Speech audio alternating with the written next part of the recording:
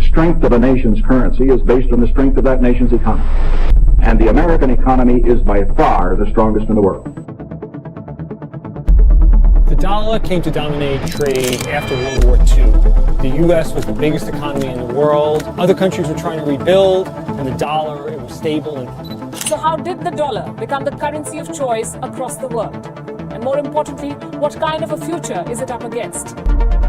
माजी कदीम के अंदर जब किसी दो पार्टियों को आपस में ट्रेड करना होता था तो वो ट्रेड के लिए एक सिस्टम का इंतखाब करते थे जिसे पुराने वक्तों में बाल्टर सिस्टम कहा जाता था। इस सिस्टम के तहत मान के चलें कि अगर एक शख्स को एक अपनी पैली के अंदर से गंदम कटवानी है और दूसरे शख्स को उजरत देनी है तो उनके दरमियान ये तय पा जाता था कि ये पैली काटने की सूरत में इतने फीसद गंदम इस शख्स को अदा की जाएगी। यानी दो पार्टियों को आपस में ट्रेड करने के लिए एक चीज के एवज दूसरी चीज दी जाती थी। फिर आहिस्ता आहिस्ता चीजें इवॉल्व होती गईं और ये बार्टर सिस्टम के एवज चीज देने के बजाय इसके अगेंस्ट सोने और चांदी से बने हुए सिक्कों में शुमार होना शुरू हो गया। फिर ऐसा वक्त भी आया जब इस सोने के एवज पेपर करेंसी इजाद की गई। पेपर करेंसी का इजाद इस तरीके से किया गया कि अगर फलाना मुल्क उसके पास इतनी क्वांटिटी के अंदर सोना या चांदी के जेवरात या अशरफियां हैं तो उसके अगेंस्ट वो मुल्क इस तादाद के अगेंस्ट इतने प्रपोर्शनेट से इतनी पेपर करेंसी छाप सकता है, जैसे डॉलर्स का मार्जे वजूद में आना। फिर वक्त आता है वर्ल्ड वार 2 का, जब पूरी दुनिया में एक स्लम सी कंडीशन आ जाती है, पूरी दुनिया क्राइसिस के सिचुएशन में होती है। बहुत सारे मुल्क के अंदर रिजर्वायर्स खत्म हो चुके होते हैं और वो एक भूख और प्यास का आलम होता है। बहुत सारे मुल्क ऐसे करते हैं कि उनको जो बेसिक नेसेसिटीज चाहिए होती हैं जैसे खुराक है उसके हसूल के लिए वो डॉलर्स लेते हैं और अपने सोने और चांदी को गिरवी रखवाते हैं एक खास मुल्क के पास। फिर वक्त गुजरता जाता है और एक ऐसा वक्त आता है कि जिस मुल्क के पास ये ज़खायर रखवाए गए थे और ये डिटरमाइन किया गया था कि ये जो पेपर करेंसी वो एक खास प्रोपोर्शनेट से छाप सकते हैं, यानी जितने उसके पास ज़खायर होंगे उसके एक प्रोपोर्शनेट से वो उतनी पेपर करेंसी छाप सकते हैं। फिर एक वक्त आया जब ये बात सामने आई कि उन्होंने डॉलर का इसके साथ लिंक ही खत्म कर दिया है। फिर आप मान के चलें कि जब आपके पास इस चीज का कंट्रोल ही नहीं है कि आप पेपर करेंसी जितनी मर्जी छाप सकते हैं तो कैसे इस दुनिया को कंट्रोल किया जा सकता है। मैं यहां कहूंगा कि ये जो वर्ल्ड वार 2 की या करवाई गई ये भी एक डिस्प्यूटेड आर्गुमेंट है कि क्या इस दुनिया के अंदर आर्टरली और इसके अलावा असला बेचने के लिए ये डर पैदा करने के लिए ही तो वर्ल्ड वार नहीं करवाई गई कि डॉलर की इजारादारी पूरी दुनिया पे वाजिब हो जाए। 1970 के अंदर जब आपका डॉलर का लिंक ही इससे खत्म कर दिया गया, इसका मतलब है एक खास मुल्क जितना चाहे उतने डॉलर छाप सकता है। अब आप मान के चलें कि हमारा मुल्क जैसे है उसका जैसा और बहुत सारे इस्लामिक मुल्क के जो टॉप डिसीजन मेकर्स हैं जो कि बराए नाम इस मुल्क को चला रहे हैं, उसको आप मान के चलें कि उनके अगर आपने जमीर खरीदने हैं तो वो डॉलर जिसका कोई कंट्रोल ही नहीं है एक खास मुल्क जितने चाहे छाप सकता है, उसको मिलियन डॉलर बिलियन डॉलर या ट्रिलियन डॉलर की अगर पेपर करेंसी छापनी है तो वो एक प्रेस मशीन लगा के 2 दिन मजीद चला के उसको छाप सकता है और उसी के साथ पूरी दुनिया में जितने जमीर चाहे खरीद सकता है। यहाँ पे हमें चाहिए कि हमें एज ए इंडिविजुअल नहीं सोचना चाहिए बल्कि एक कौम बन के सोचना है। आप मान के चलें 1970 और 80 के दहाई के अंदर जब ये बात और ऐसी खबरें सामने आना शुरू हुई कि पाकिस्तान के भुट्टो, सऊदीया के शाह फैसल और कर्नल कजाफी इन्होंने एक ऑर्डिनेंस पास किया कि हम एशिया के अंदर world bank, Islamic world bank बनाने जा रहे हैं। फिर उन लोगों के साथ क्या हुआ, एक को फांसी दे दी गई और बाकियों को मरवा दिया गया। क्या ये लोग मुल्क के साथ सगे थे? बिल्कुल थे। लेकिन इस टाइम जो हमारे डिसीजन मेकर्स हैं क्या इनके जमीर खरीदे हुए हैं? बिल्कुल खरीदे हुए हैं। भला कैसे? ये लोग इस्लाम को छोड़ के अपनी इंडिविजुअल जो उनकी सोचें थी उनके पीछे लग गए। भला कैसे कि वो डॉलर के पीछे लगे, किसी कोई एक जजीरे पे चला गया, किसी को एक मुल्क के अंदर पता नहीं इतने मिलियंस के फ्लैट मिल गए तो वो वहां पे जाके अपना जमीर बेच के लग गया। किसी ने इस कौम का नहीं सोचा क्या पाकिस्तान के अंदर आज ढूंढने पे यहाँ पे तेल के ज़खायर और गैस के ज़खायर नहीं है? क्या उन्हीं तेल और गैस और इन मादनियात से मिलके यहाँ रिसर्च एंड डेवलपमेंट नहीं हो सकती, यहाँ पे बिल्कुल इंडस्ट्रियां लग सकती हैं।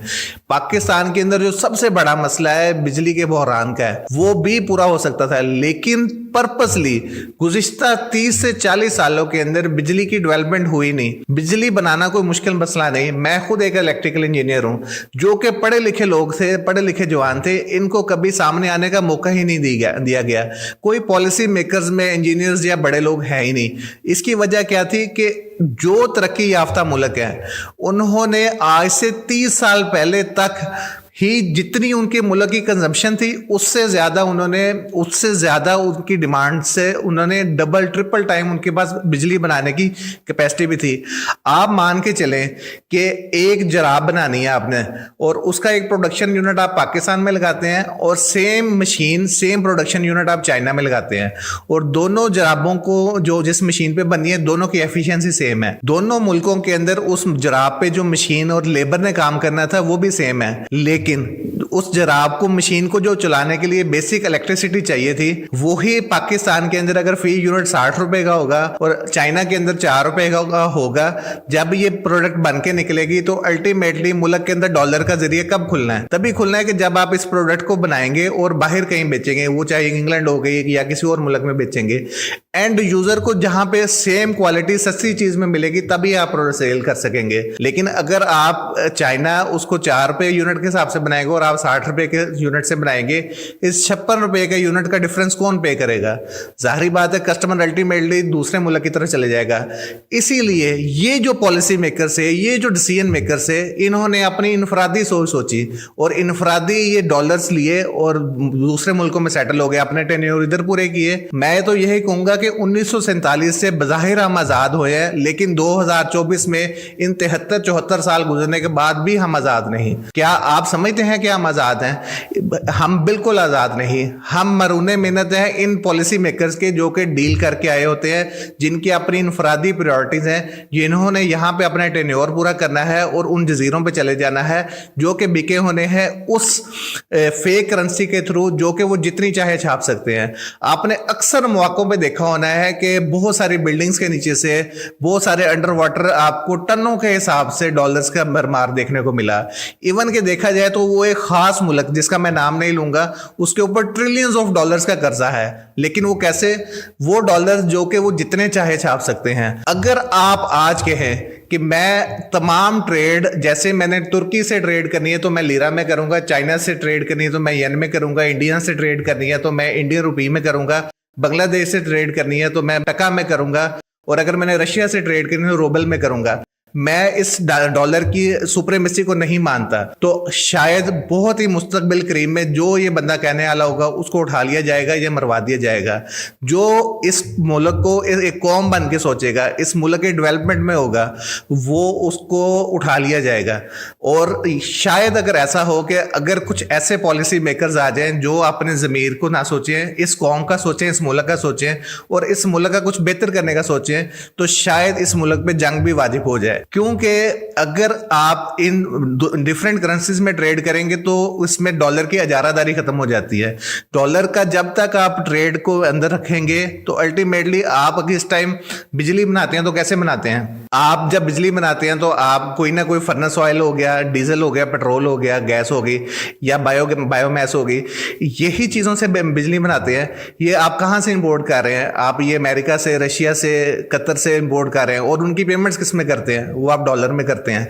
डॉलर्स आप कहाँ से लेते हैं? आपको अल्टीमेटली यानी या तो आप बाहर से कोई चीज़ एक्सपोर्ट करके डॉलर्स कमा लें, या आप सेल्फ डिपेंडेंट नहीं है, आपको हर कुछ फिस्कल ईयर के बाद आपको डॉलर्स की जरूरत पड़ती है, तो आप यही डॉलर फिर आपको कर्जे की मद में लेने पड़ते हैं। वही कर्जा जो कि हर बुक्स के अंदर आप पे बढ़ा दिया जाता है और उसकी आप किस्तें देते रहते हैं, वो और बढ़ जाता है कर्जा। अगर इन 30 सालों के अंदर आपके पॉलिसी मेकर्स अच्छे होते, अगर आप इलेक्ट्रिसिटी बना सकते होते, मैं एक शोबे की बात कर रहा हूं जहां आपकी प्रायोरिटीज इस मुल्क के अंदर होती हैं, आप इस मुल्क के अंदर होते, आज आप भी जर्मनी की तरह, पाकिस्तान की गर्मियों के अंदर 2024 के अंदर अप्रोक्सीमेट 32,000 मेगावाट की कंजप्शन थी, और पाकिस्तान के अंदर जो इंफ्रास्ट्रक्चर डला हुआ था वो 25 से 26,000 मेगावाट का है या इससे भी कम है, तो बाकी सारा लाइन लॉसेस की मद में हो जाता है। अब मैं आपको मान के चलूं, ये बिजली बनती है सोलर से और डिफरेंट सोर्सेज के थ्रू, لیکن اگر میں آپ کو کہوں کہ جرمنی جیسا ملک آج سے وہ اس ٹائم اگر 32,000 میگا واٹ پاکستان پورے کی کنزمپشن تھی, اور جرمنی جیسا ملک 64,000 سے لے کے 80,000 میگا واٹ پروڈکشن اپنے صرف اور صرف سولر سے جنریٹ کرتا ہے, اور جو کہ ان کی پروڈکشن کا ٹوٹل 6 سے 8% بنتا ہے, یعنی 92% وہ حصہ باقی ذرائع سے بناتا ہے. تو جو ترقی یافتہ ممالک تھے وہ بجلی کے مسائل آج سے 20-30 سال پہلے حل کر چکے. ٹھیک اسی طرح اگر آج آپ مان کے چلیں کہ یہی بجلی اگر طریقے سے بنائی ہوتی تو آج بھی آپ کو فی گھر اتنی یعنی مہنگائی کے باوجود 3 سے 4 روپے کا فی یونٹ ہوتا. یعنی ایک نارمل توسط کا بندہ جو کہ گھر میں لائٹیں پنکھے چلاتا ہے, اگر اس کے 200-300 یونٹس چلتے ہوتے تو اس کا میکسیمم 1,000 سے 1,500 روپے بل آنا تھا, جو کہ غلط ڈیسیجنز کی مد میں لاسٹ 2 سے 3 سالوں میں ان کی پرائسز ایکسپونینشلی اوپر چلی گئی. اس کی بڑھنے کی وجہ کیا تھی کہ آپ کی صحیح ڈیسیجنز نہ ہونے کی وجہ سے, آپ کی انفرادی سوچ کی وجہ سے. دوستو یہ میرا ایک اویئرنیس میسیج تھا. مجھے ڈر ہے کہ یہ کنٹروورشل باتیں بھی اس میں کی ہیں, اس کے بعد مجھے نہ اٹھا لیا جائے. ملتے ہیں انجینئر احتشام امین کو, دیجیے اجازت, اللہ حافظ.